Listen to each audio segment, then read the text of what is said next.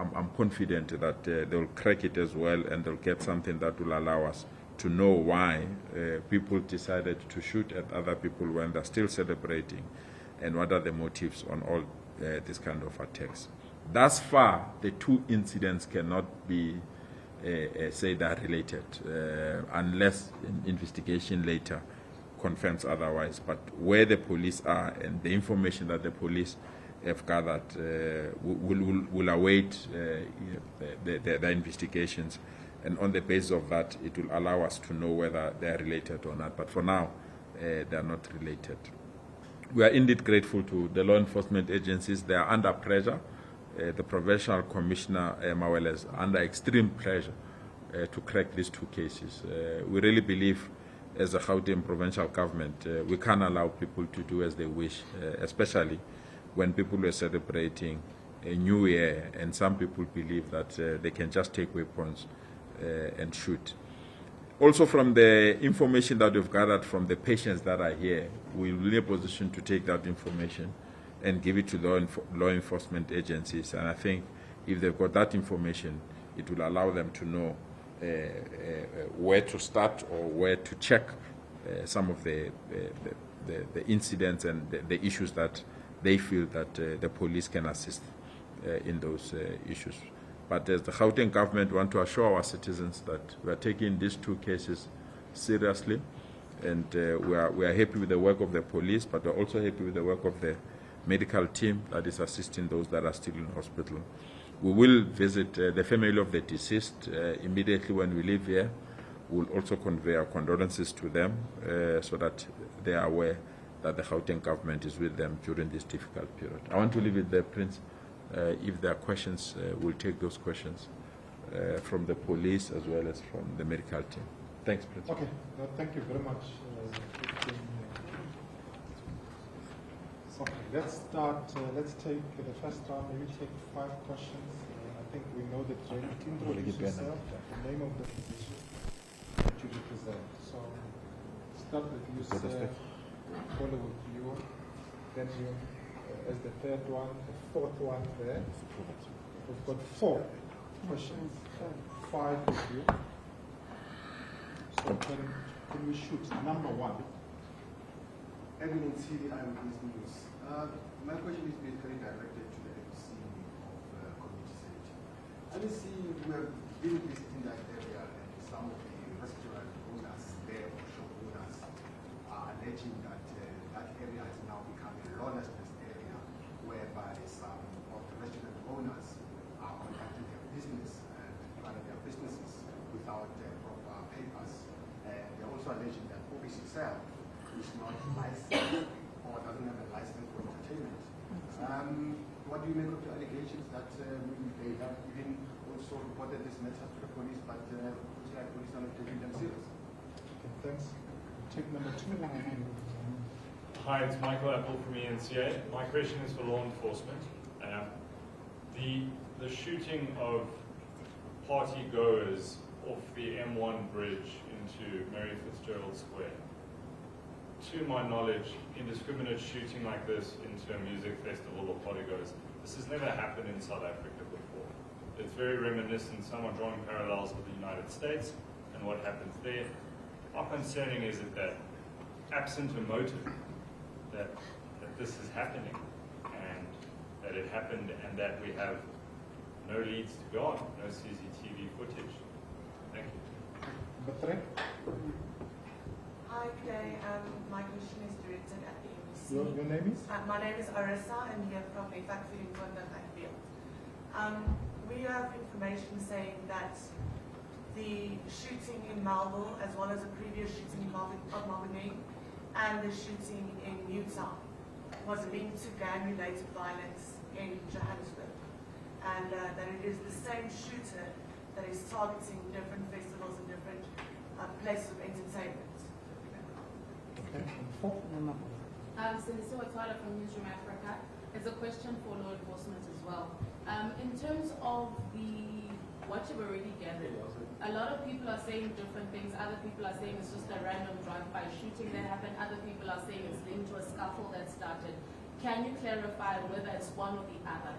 And secondly, in terms terms of the witnesses, eyewitnesses that we had the privy to televise, people have been scared for those people. Is there some form of protection that can be given to them, or it's not that category of an incident? Okay. Last one, yeah? Ahmed Kaji from Eyewitness News to law enforcement. What will be done for the coming weeks in these hotspot areas to ensure safety for the patrons of these areas? Okay, let me start with the one that relates to the seriousness of the attacks of this nature, that we have never had them as the country. And that if you start to see this kind of activities, you have to be worried. We are worried. And I think that's the reason why we've given the necessary resources and pressure to the law enforcement agencies to respond to this matter. Because if you can't tackle it now, it might be a trend that might be very dangerous for our country. So we don't want to draw conclusions. I think the law enforcement agencies, where they are, they have the know-how, the capacity, the skill, and the talent to deal with this matter. But you are quite right. We are not a country where we have this kind of drive-by shootings, except in gang-infested areas or during those dark days of apartheid. But this kind of activities, they are a serious worry, and we are following them up. Whether this is a gang battle across the province, that there are gangs that are fighting or people are targeting this kind, I think let's leave it to the law enforcement agencies. I think they've got the entire capacity and the machinery to identify those things in terms of the intelligence community, the forensic team, the detectives, and together with those that are given this kind of a task to execute. It will really be irresponsible out of us to prejudge the outcome while we are at the middle of the investigations. What consoles us is that the police, the kind of information that the police have gathered within the short space of time is encouraging. The kind of information that they've gathered and the kind of briefing they've given us, we are quite convinced that something will come out. And if something comes out, I think at that level, we can then make some deductions whether indeed it's related to gang war and other things. We'll be worried as a province if it's gang related. You are quite aware that there are some gang activities that have taken place over the festive season in some of our communities, and the MEC responsible for police have been dealing with this matter in terms of the Okai Mola campaign, so that we can arrest that kind of situation. But where we are, we want to assure the citizens of Gauteng that indeed the situation is completely under control. There are leads that the police are following, and those particular leads will remain hopeful. They will identify the culprits, and those culprits will be apprehended. And if they are apprehended, I think we'll be in a position to know why people can be so heartless, target people that are in a happy mood, and unleash the kind of violence that they've unleashed, so that we can understand why that they've acted in that fashion. But I'll leave the rest with the law enforcement agencies, Major General Ndlovu, to respond to. If there are additional information, I think we'll be in a position to provide that information. I'm going to move your things. The Acting Premier, thank you. I'm just requesting not to answer these questions that were posed to me. As the Acting Premier, Okay. as the Acting Premier have already indicated,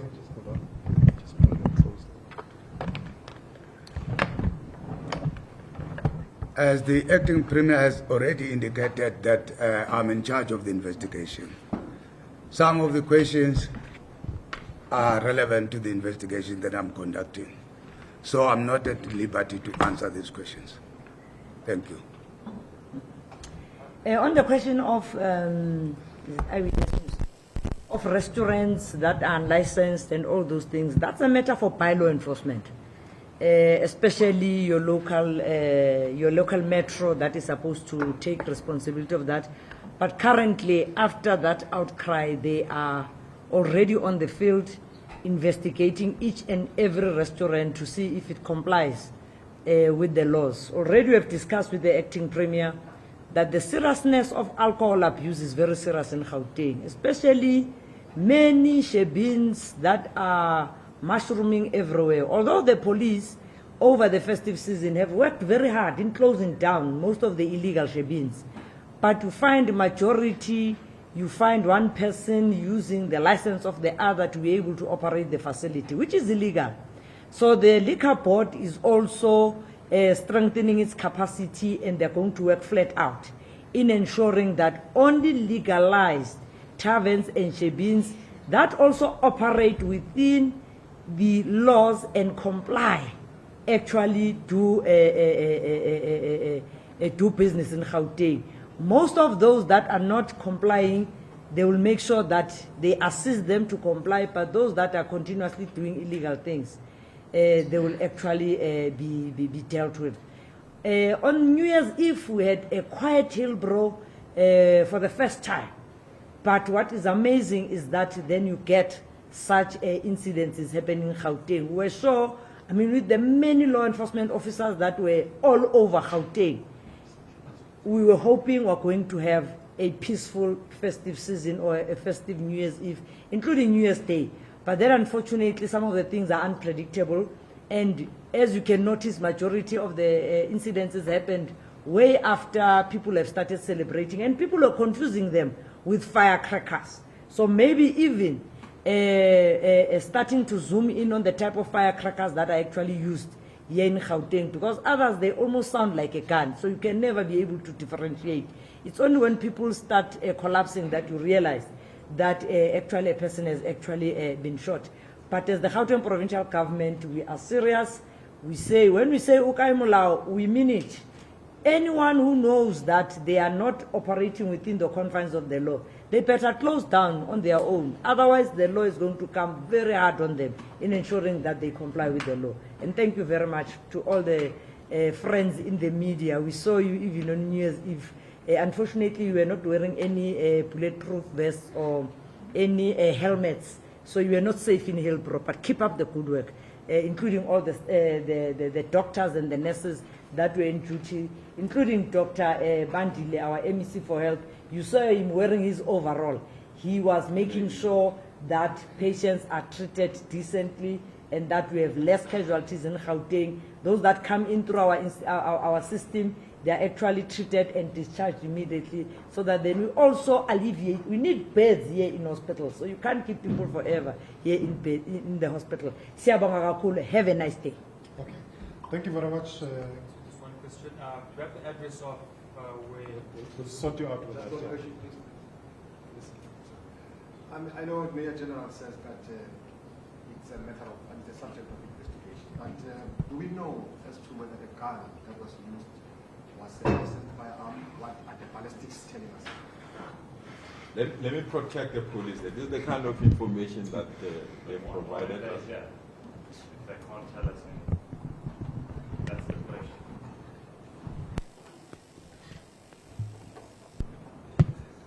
When you deal with matters as sensitive as this one, the information that you divulge, you make the investigations very difficult. You compromise it. Purely because the caliber of the information that the police have, we so wish we can make it public, but we really believe that we'll rather not compromise it and provide the relevant information that they are giving us permission to release. If they're not giving us that permission, it's going to be very, very difficult to. So I really feel for you because this matter, it's an issue of national interest. And I feel that you need all the relevant information. But I can assure you, the caliber of the guns that were used, the bullets that were used, and all that information is the information that the police are working on. And they've given us that information, not something that they're hiding or something that they don't have. But we have to respect them. They're dealing with these things and they've dealt with them before. And they really believe that if they can divulge more than they can provide, it will compromise the investigation. There are two lead detectives that are in this house that are part of this particular case. They gave us an extensive report. I think let's wait for them to make that major breakthrough, and then we'll be in a position to share the information. But I share your frustration. I indeed understand that you came here to gather that kind of information.